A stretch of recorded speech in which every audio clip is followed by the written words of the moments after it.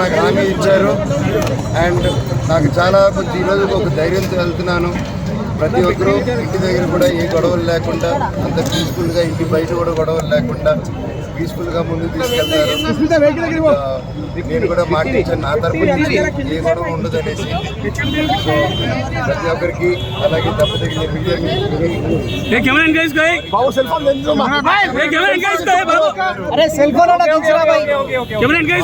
లేరు. మా అమ్మగారు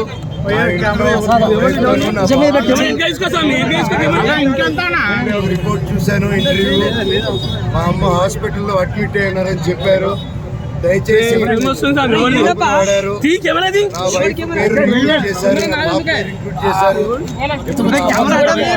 హాస్పిటల్లో ఉన్నారని అబద్ధ ప్రచారాలు చేస్తూ అడ్మిట్ అయి ఉన్నారని కన్న తల్లి మీద ఇలా చేయకండి. మీకు దండం పెడతాను. కూర్చొని మాట్లాడడానికి సిద్ధమే. Thank you.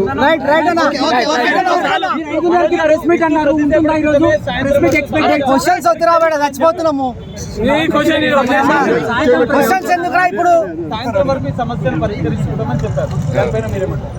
అయితే మంచిదే కదండి.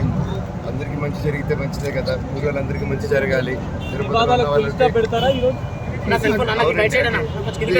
వినయ్ గారు కూడా తిరుపతిలో వినయ్ గారు చేసే విషయాలు కొన్ని నచ్చట్లేదు నాకు. అవన్నీ కొంచెం సమాధానం చెప్పి తిరుపతి చంద్రగిరి మండలంలో మీకు తెలిసేంత పేద ప్రజల్లో నాన్న అక్కడ ఎందుకు హైదరాబాద్లో ఆ రోజున హైదరాబాద్లో పెట్టుండొచ్చు, ఆయన ఎందుకు తిరుపతిలో పెట్టాడని, చంద్రగిరిలో పెట్టాడని జనాలు అభివృద్ధి చెందాలి.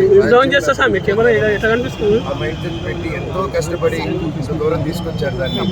ఈరోజు ఎవరో దాన్ని అలా చేయడం ఒక పేద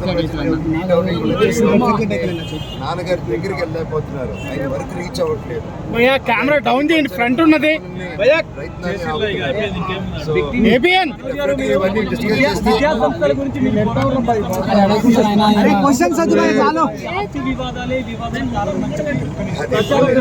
మీకు కూడా తెలుసండి.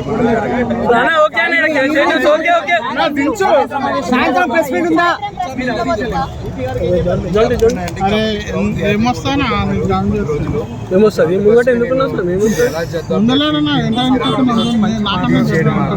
అనేది కొంచెం మా లోకల్ అంటే సిపి గారితో ఏం డిస్కస్ చేస్తానో అది డిస్కస్ చేయకూడదండి. నేను అఫీషియల్ గా వాళ్ళు చెప్తేనే కరెక్ట్.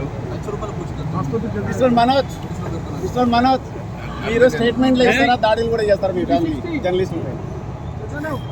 మీరే తెలియదు జరిగింది కదా మీ ఫ్యామిలీ, మీ డాడీ కొట్టిన దెబ్బలకు జర్నలిస్టులు హాస్పిటల్లో ఉన్నారు.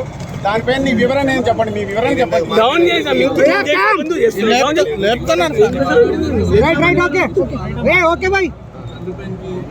మాపురా బాబు చచ్చిపోతారు, గుంతలు వచ్చకపోయి ఫోన్ ఎవరు సెల్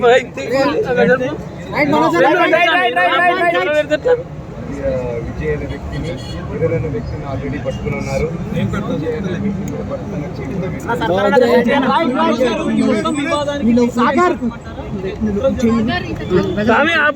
చేతుల్లో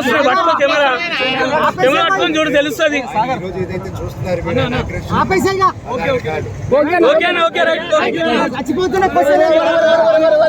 వచ్చాక